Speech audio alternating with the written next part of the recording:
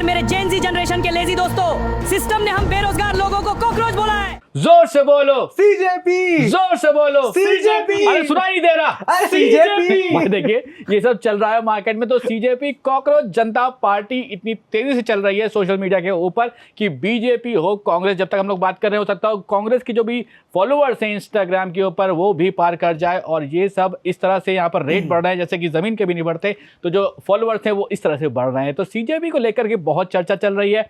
अब ये पार्टी क्यों बनाई गई है, लोग क्या कह रहे हैं, इसके पीछे कौन है, इस सब पे बात करते हैं। तो भाई क्या चल रहा है ये सीजेपी के ऊपर जो मैनिफेस्टो वगैरह बना दिया है, क्या है वैभव? देखो यार, मैनिफेस्टो तो अलग है, लेकिन पहले आप देख लो जिन पार्टियों को ये पछाड़ चुकी है। कांग्रेस जो है 146 साल पुरानी पार्टी है। हाँ। बीजेपी जो है वो भी तकरीबन 40-50 साल पुरानी पार्टी है, और ये जो है ये तकरीबन जिस वक्त हम रिकॉर्ड कर रहे हैं 4-5 साल पुरानी, ये 4-5 दिन पुरानी पार्टी हो चुकी है। हाँ। और इसने जो इंस्टाग्राम पर है वो फॉलोइंग के जो है छप्पड़ फाड़ दिए हैं, इन सबको पीछे छोड़ दिया है। अब वो कैसे ये पीछे छोड़ दिया है, ये तो अपनी अपनी अलग कहानी है। मैनिफेस्टो जो है वो हम अगर आपको गौर करके दिखाएं तो भैया आपकी एलिजिबिलिटी क्या होनी चाहिए? इसमें एलिजिबिलिटी आपको होना पड़ेगा अनएम्प्लॉयड, नौकरी नहीं होनी चाहिए। नौकरी अगर आपके पास है तो नहीं आप ज्वाइन कर सकते।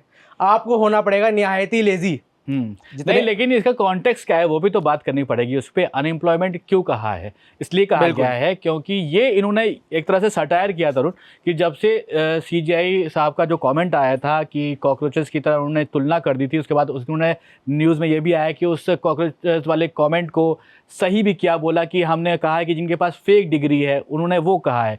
तो ये यहाँ पर जो एलिजिबिलिटी इन्होंने बताई है वो अनएम्प्लॉयमेंट की बताई है कि अनएम्प्लॉयड जो है वो आके ज्वाइन कर ले।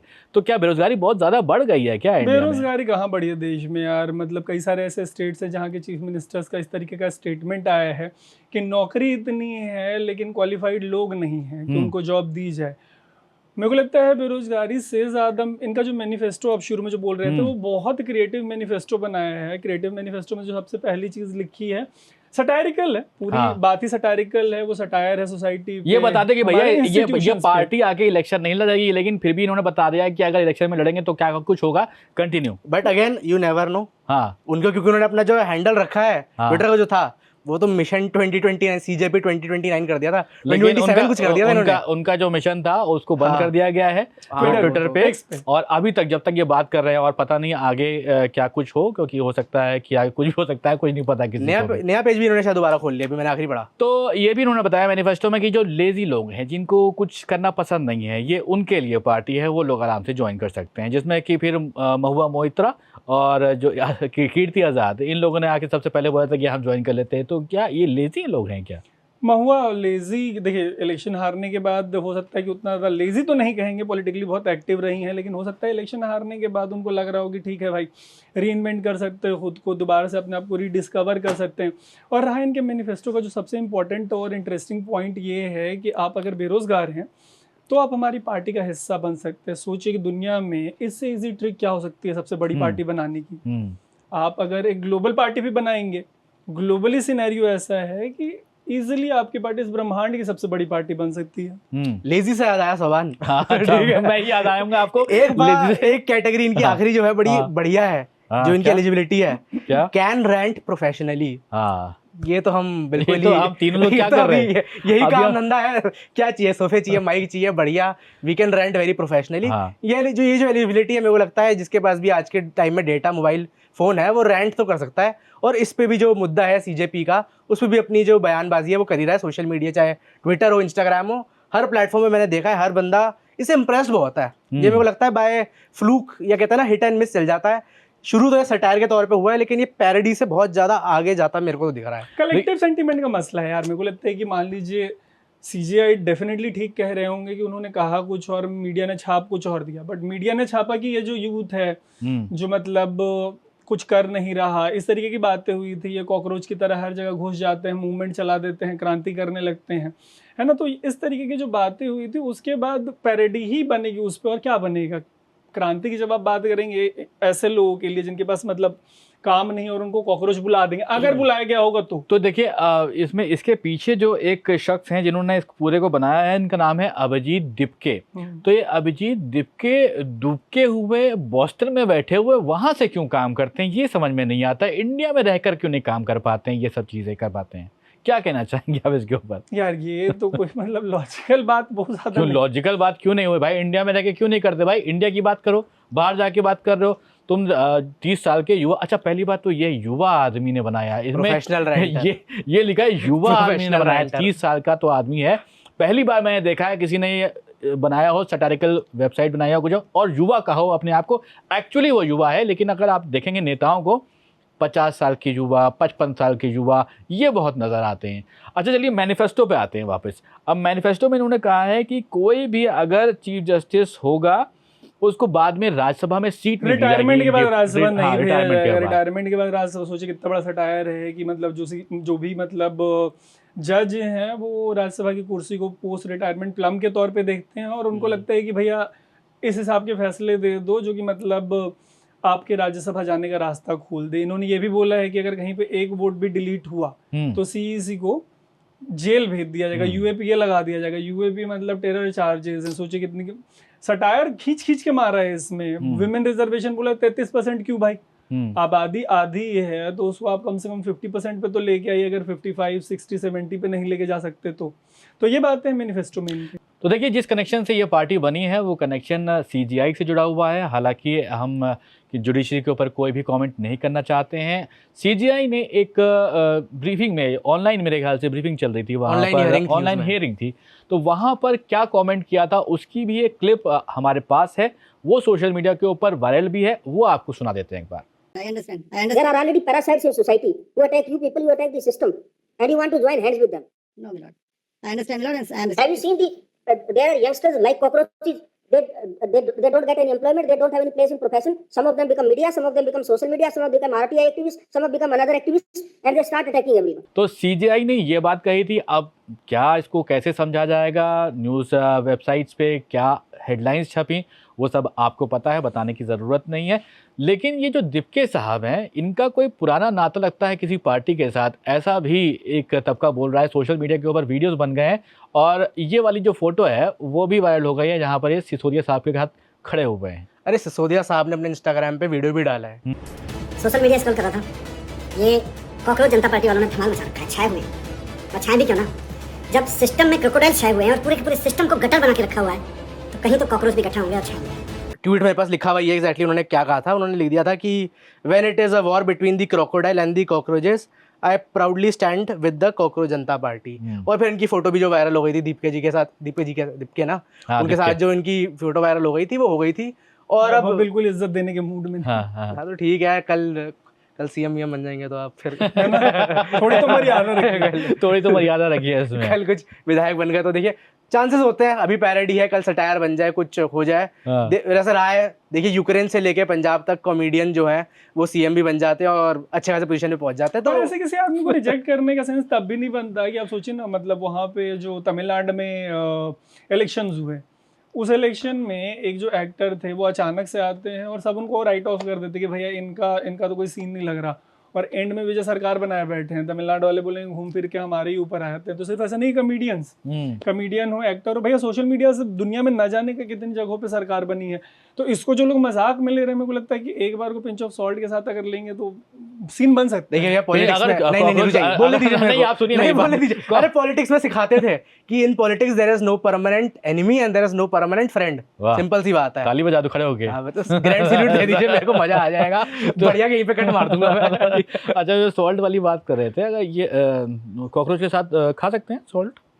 यार कई जगहों पे कंजम्पशन है, ट्राई करके देखिए, बताइए। वो ब्लड भी कुछ फायदा करता है कॉकरोच का? क्या थी बीच में ऐसी स्टोरीज आई थी कि उनका दूध बहुत एक्सपेंसिव बिक रहा है। पहली बार जो हम लोग उसको पिचका देते हैं, कभी कभी पैर के नीचे आ जाता है तो वो दूध होता है। यार मैंने कभी मतलब ऐसे लेबोरेटरी ले जाके टेस्ट तो नहीं करवाया कि दूध है कि क्या है, बट यूटिलिटी के बारे में कोई जानकारी नहीं थी। मतलब मैं नहीं पढ़ पाया कम से कम, क्या होता है वो, कहाँ यूज होता है कॉकरोच का दूध। देखिए इतना बढ़िया लीड किया है ना सबने एक दूसरे को, ये तो दाद देनी पड़ेगी आपको। इसके लिए कमेंट कर दो +1, वेल डन कर दो, थम्स अप आना चाहिए। इतना बढ़िया लीड करा है। हाँ भैया, मैं अपने क्यू के हिसाब से पढ़ देता हूँ। हाँ, ये जो कॉकरोच है ये न्यूक्लियर अटैक में भी नहीं मरते हैं। ये मैंने भी विकिपीडिया में पढ़ा है कि जो न्यूक्लियर अटैक है उसमें भी जो स्पीशीज है कॉकरोच वाली वो बच जाती है। उड़ने वाले कॉकरोच हैं वो तो आपकी माँ की चप्पल से भी नहीं मरेंगे। माँ की चप्पल से वो भी नहीं Very मरेंगे। nice। और आपको ये भी बता दें कि ये भी जान के हैरानी होगी, वो 40 मिनट तक टक करके सांस रोक सकता है अपनी। अच्छा 40 मिनट। अच्छा 40 मिनट तक कॉकरोच अपनी सांस रोक सकता है टक पूरे करके। 40 हाँ, मिनट। और 30 मिनट पानी के अंदर रह सकता है। वाह। तो देखिए ये कॉकरोच की डिटेलिंग है, कॉकरोच इसीलिए फायर ब्रांड बन गया है इस वक्त के दौर पे। अच्छा ये जगह जगह सफाई कर रहे हैं क्या, इतनी तेजी से काम शुरू कर दिया है उन्होंने? यार मैंने तो ये देखा था कि कई जगहों पे ना उन्होंने वो पोस्टर जो विज्ञापन वाले होते हैं वो छपवा लिए हैं। एक वीडियो मैंने ये भी देखा कि वो जो स्टिकर आते हैं ई रिक्शा पे चिपका रहे हैं, ऐसे अपनी स्कूटी पे लोग चिपका रहे हैं। तो इन्होंने मर्चेंडाइज जो होती है, मर्चेंडाइजिंग का काम होता है, सबसे सिंपल काम होता है, ये तो उन्होंने कर लिया है। प्रचार के लिए जो सामान छपवाना होता है वो उन्होंने छपवा लिया है। एक वीडियो और मैंने देखा जो कॉकरोच वाला एक जो माहौल चल रहा है उसमें एक जो कोई ग्रुप था वो कॉकरोच के कपड़े पहन के आया हाँ। और यमुना को साफ करने मैं लगा। उसी की बात कर रहा था कि वो बड़ा अच्छा इंटरेस्टिंग विजुअल था कि कॉकरोचेस जो है अब जगह जगह निकलने लगे हैं। और इवन दीपके के जो बाइट्स आ रहे थे, इंटरव्यूज आ रहे थे, उसमें वो जेंजी की बात कर रहे हैं। मतलब आप देख रहे हैं, मतलब पूरा मामला कितना आयरॉनिकल है कि कॉकरोच भी यमुना साफ कर रहे हैं। मतलब कॉकरोच यमुना साफ कर रहे हैं और बाकियों से यमुना साफ नहीं हो पा रही थी। ये लोग कहाँ से काट दूंगा मैं। जगह पे हिट कर रहे हैं ना यार, कि सालों पहले वादा हुआ था ये साफ कर देंगे, वो साफ कर देंगे, नौकरी साफ कर दी। वो कॉकरोच वाली बात जो मीडिया के लिए भी तो कही गई थी कि वो मीडिया ज्वाइन कर लेते हैं अगर कुछ नहीं मिलता है तो। आप लोग का क्या ख्याल है उसमें? यार यहाँ पे जो सर्वाइविंग स्किल चाहिए उस हिसाब से तो ये बात बिल्कुल सही है। हाँ, जहाँ तक जाके सर्वाइव करना होता है, अगर आप में एक्टिविस्ट बन जाते हैं, वैसे मीडिया कौन ज्वाइन कर जर्नलिस्ट, लेते मैं तो हैं। कंटेंट क्रिएटर हूँ। ठीक है। ये बात आपने ठीक करी। कोई क्या content creator होते क्या हैं तो मैं आप journalist journalist हैं? जर्नलिस्ट कहाँ बोल रहे हैं, वो तो मीडिया बोल रहे हैं। तो वही, मीडिया अरे में- सीजीआई की बाइट आपने सुनाई, उन्होंने हाँ। क्या कहा था, फेक डिग्री वाले होल्डर। मेरे पास तो है भाई डिग्री। डिग्री है, असली जी। है आपके पास? हाँ बिल्कुल है। आपके पास आप असली है? दिखा पाएंगे? आप दिखा पाएंगे? बिल्कुल। आप दिखा पाएंगे? अरे नौकरी डिग्री तो इसमें मुझे मिली है। देखिए, आपकी नहीं, डिग्री अगर देखने ये के नहीं लिए दिखा कहीं पाएंगे जाना तो- तो नहीं पड़ेगा कोर्ट कचहरी। अगर ये नहीं दिखा पाएंगे तो मैं दिखा दूँ। तो चलिए भाई, ये जो दीपके साहब हैं इनके अब इंस्टाग्राम पे आते हैं क्योंकि ट्विटर तो पहले हैक हो गया फिर है। ये भी साहब पे आ गए। मेरे हाँ। जी से इतराज था आपको। क्या था? मैंने कहा था दीपके जी, आपने कहा जी बहुत ज्यादा रिस्पेक्ट दे रहे हैं, आप भी साहब पे आ गए। जी को आप ठीक से बताया करिए, जी के बारे में क्या कह रहे हैं आप, कौन सा जी? दीपके जी। अच्छा ओके, तब ठीक है, मुझे कुछ और जी लगा। तो इंस्टाग्राम पे आते हैं तो दीपके के इंस्टाग्राम के ऊपर उन्होंने डालना शुरू कर दिया है कि कोई भैया मेरा इंस्टाग्राम हैक करने की कोशिश कर रहा है और कोई हैक नहीं कर पाया है क्योंकि टाइट सिक्योरिटी लगा रखी है।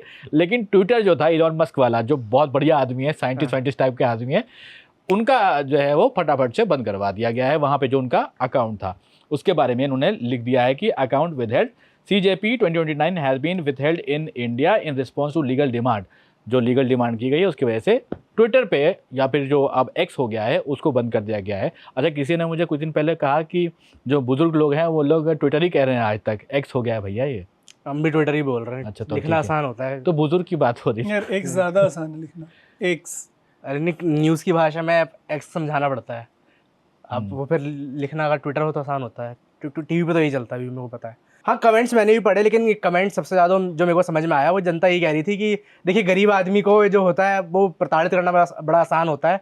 नई पार्टी है, नई पार्टी कहने को सो कॉल्ड नया पेज है, रेवोल्यूशन लाने की कोशिश कर रहा है। अच्छा, इनका एक कमेंट है वो ले लेते हैं। इसमें एक फाइनेंस बाय अनमोल लिख रहे हैं, RIP freedom of speech in India. हाँ, क्या कहना चाहेंगे आप तरुण? यार फ्रीडम ऑफ स्पीच इंडिया में नहीं रहती तो सोचिए रातों रात इनका अकाउंट इतना बड़ा बन गया कि फट गया।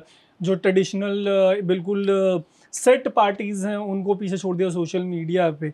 उसके अलावा हम लोग भी इस चीज़ पे बात कर रहे हैं। अब ठीक है कि मतलब ब्लॉकिंग को लेके उसकी जो टेक्निकलिटीज़ है उस पर अलग से बात हो सकती है, बट द पॉइंट इज़ कि अगर फ्रीडम ऑफ स्पीच एक्सप्रेशन का इतना ही गला घोटा रहता, ये वाला एपिसोड कहाँ से आता और किस मीडिया ऑर्गेनाइजेशन ने इस स्टोरी को पिक नहीं किया है इंडिया में इंटरनेशनली। मतलब मेरे को लगता है कि तो इंटरनेशनल तारीफ हुई है इस चीज़ की, देखो क्या रेवोल्यूशन हुआ इंडिया में। हाँ, मतलब फ्रीडम ऑफ स्पीच पर ले जाना थोड़ा सा मेरे को लगता है वही पिंच ऑफ सॉल्ट वाली बात है, थोड़ा हाइपर बोले पे चले जाते हैं। लेकिन सच्ची बात तो ये है कि देखिए थोड़ी जो पॉलिटिकल पार्टीज़ हैं वो थोड़ी सी मेरे को लग रहा है थ्रेटन तो हुई हैं। थोड़ा थ्रेटनिंग तो है कि भैया कल की एक ऐसी पार्टी आई है जिनके लिए इलेक्शंस अगर आने वाले हों आसपास में, अब चलो खत्म हो गया, थोड़ा माहौल थोड़ा फेड डाउन कर चुका है, लेकिन अगर इलेक्शंस आ रहे होते और उस मोमेंटम में अगर ये आया होता तो मेरे को लगता है थोड़ा डेंटिंग तो होता। और एक इनडायरेक्टली मेरे को लगता है जनता ने वर्डिक्ट भी दिया है अपना कि देखो हम ये तो चल रहा है लेकिन हम इससे भी एग्जैक्टली खुश नहीं है। तो देखो जेनजी को लेकर जो बात हो रही है, जो रेवोल्यूशन हुए हैं जेनजी बांग्लादेश में भी हो गए, जेंजी, नेपाल में भी जेंजी हो गया, और इंडिया वालों को थोड़ा सा मोटिवेशन चाहिए था, तो ये तो हो motivation गया, हो गया। आगे गया, हो गया हाँ। हमारे यहाँ वाला। अच्छा, एक सोशल कमेंट मीडिया पे हुआ, वहीं पे खत्म हो गया। एक कमेंट लिखा है, ध्रुव राठी भाई को डायरेक्ट मैसेज करो, वो आपको सही रास्ता बताएंगे, बाकी हम सब छात्र आपके साथ हैं।